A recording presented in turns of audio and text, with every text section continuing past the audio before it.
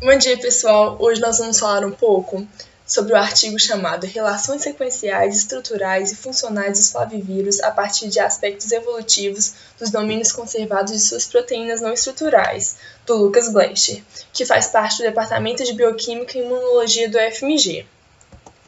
Ele é graduado na Universidade Federal do Ceará em Ciências da Computação. Depois disso, ficou 7 anos na USP, onde obteve um Master of Science, um tipo de mestrado. Nesse mesmo período, adquiriu PhD em Biofísica Molecular, trabalhando com cristalografia de raio-x e análises estruturais. Então, resolvemos perguntar para o Lucas um pouco sobre sua atual área de pesquisa. Então, a minha formação foi em estrutura de proteínas, fiz cristalografia, mas uns anos para cá tenho trabalhado para juntar isso com a parte de função e evolução. Então, desenvolvo métodos para estudar famílias de proteínas e ver o que elas precisam utilizar em termos de repertório de aminoácidos para desenvolver funções diferentes. Desse modo, nesse artigo foram estudadas as proteínas do flavivírus, que é um tipo de vírus da família Flaviviridae. Os flavivírus compartilham vários aspectos em comum, como tamanho similar, simetria, um envelope, um núcleo capsídeo icosaédrico, além de apresentarem RNA fita simples. Essa família inclui doenças como a dengue, o zika vírus, a febre amarela, a febre do Nilo, encefalite viral e chikungunya. A dengue, zika e chikungunya são flavivírus transmitidos pela picada do mosquito Aedes aegypti, infectado. As três podem trazer graves consequências quando entram em contato com os seres humanos, sendo que muitos desses efeitos foram descobertos recentemente, como a relação entre a infecção pelo Zika em gestantes e o nascimento do bebê com microcefalia. Já a febre amarela é uma doença infecciosa febril aguda, também causada por um flavivírus transmitido por mosquitos vetores. Os sintomas iniciais da febre amarela incluem um início súbito de febre, calafrios, dor de cabeça intensa, dores nas costas e dores no corpo em geral. Já a febre do Nilo ocidental, também transmitida por mosquitos, cerca de 80% das infecções em seres humanos são assintomáticas ou manifestam poucos sintomas. Os hospedeiros naturais são algumas espécies de aves silvestres, que atuam como amplificadoras do vírus e como fonte de infecção para os mosquitos. E, por fim, a encefalite do carrapato, ou mais precisamente, encefalite transmitida por carrapatos. É uma encefalite viral que afeta o sistema nervoso central de humanos e outros animais, como ruminantes, aves e canídeos. Pode afetar também as meninges, causando uma meningite viral. Considerando a importância dessas doenças, resolvemos perguntar para o Lucas sua motivação para realizar o artigo. Então, uma vez que tem essa questão da epidemia, de Zika e outras coisas que fazem no Brasil, a gente resolveu aplicar essa metodologia que a gente já desenvolve para esse caso dos vírus em geral, porque como é muito bem definida para cada número ali da poliproteína, qual é a família proteica que pertence, é um estudo bom de caso para a gente usar essas metodologias que vão ver o que é conservado, o que coevolui, para achar posições que têm importância funcional. Agora, nós vamos partir para o seu método. Primeiramente, o Lucas clivou o genoma do flavivírus, o que deu origem a 3 proteínas estruturais e 7 não estruturais. Para vocês entenderem melhor, vamos explicar um pouco mais desses 2 grupos. As proteínas estruturais são aquelas que possuem a função de promover a sustentação estrutural aos tecidos do organismo. Podemos citar como exemplo a elastina, que atua na estrutura da pele, e a queratina, que atua na estrutura dos pelos, unhas e cabelos. Já as proteínas não estruturais são todas as outras, como por exemplo as transportadoras, reguladoras de defesa e catalisadoras. Além dessas funções biológicas que acabamos de explicar, essas proteínas possuem uma coevolução estudada por Lucas, então resolvemos perguntar para ele o significado exato de coevolução, que é tão importante para o artigo. Quando você tem uma família de proteínas, o que acontece é que você tem várias sequências que são semelhantes, mas têm suas diferenças. E uma coisa que padrão é você olhar por conservação. São posições que são praticamente imutáveis ao longo da evolução, quando você pega várias proteínas da família.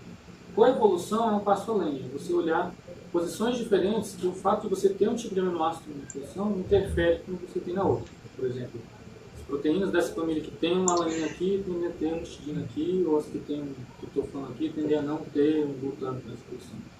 Quando você tem essa coevolução, em geral isso pode significar ou que elas estão em contato, ou que juntas elas fazem uma função específica, ou pode ser só um efeito da filogenia mesmo, o fato de que tem muitas espécies que têm sequências parecidas que têm aqueles aminoácidos que você acaba observando esse sinal, não que tem algo especial. Então, resumindo, Lucas e seu grupo de pesquisa foram além dos antigos métodos e analisaram a chamada coevolução. Isso é basicamente uma união de proteínas que evoluíram em conjunto. Logo, se houvesse uma mutação na primeira, a segunda mudaria para tentar compensar a mudança na primeira, o que se chama mutação compensatória. O método para estudar a coevolução pode ser bastante complexo. Por esse motivo, vamos explicar aos poucos. Primeiro, vamos ouvir a própria explicação do Lucas. Então, assim, existem métodos que fazem esse tipo de análise já desde a década de 90, mas o que boa parte deles fazem é focar na busca por contatos, né? Isso é importante, obviamente, porque os problemas em aberto na biologia é o problema do enoblamento proteico.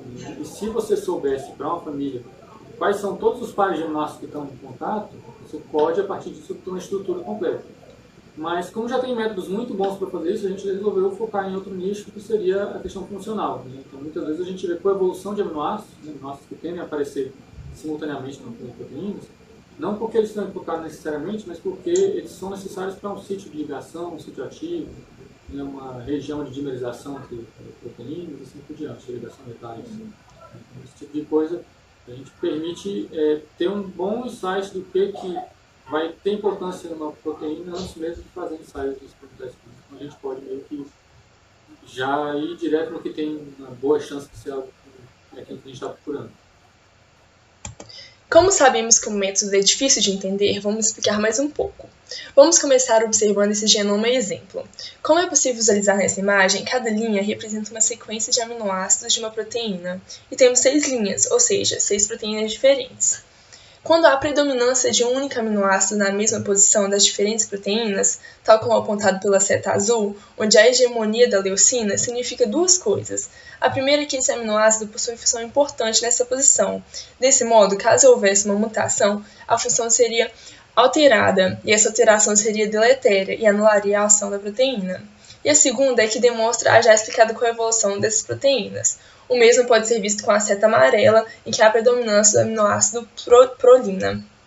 Já nessa imagem, observamos uma rede pronta de coevolução das proteínas do flavivírus, na qual as linhas verdes representam a coevolução de fato em uma determinada posição entre duas proteínas, que é representada pelos números. Já as letras representam qual aminoácido é expressado ali.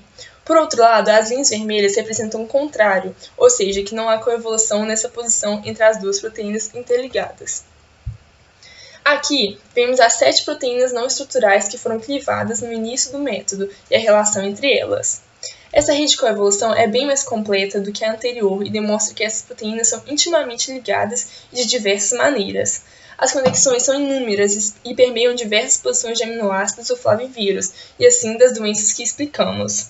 Isso é interessante, pois se estuda uma família de proteínas e com essas informações podem servir como guias para os estudos de bancadas posteriores. Esse método do Lucas é muito mais eficiente e barato do que outros, como a varredura de alanina, que troca cada aminoácido da proteína por uma alanina e testa seu funcionamento, um por um, para entender qual mudança de posição é deletéria ou não, e qual sua importância para o bom funcionamento da proteína. Por outro lado, a rede de coevolução é mais eficiente, pois vai direto na posição que tem chance de mudar o funcionamento da proteína em si, economizando tempo e dinheiro. Por fim, esse estudo é importante entre diversas outras razões, pois pode descobrir os sítios de clivagem de proteínas como a protease. Ela é responsável por cortar poliproteínas em partes menores e funcionais, já que a forma maior não possui função viável. Desse modo, os fármacos agem tentando impedir o funcionamento da protease. Assim, a mudança nessa única proteína ou em seu sítio de ligação pode combater o vírus ou bactéria como um todo.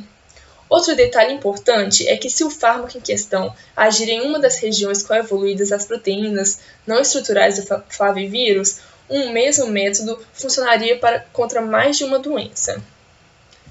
Para terminarmos, nosso grupo é composto pela Alex Teixeira, Aline Góes, Antônio Moncorvo, Joana Moraes, Júlia Coelho, Luísa Ventura, Maicon Santos, Rafael Arruda e Rafaela Fernandes. Muito obrigada!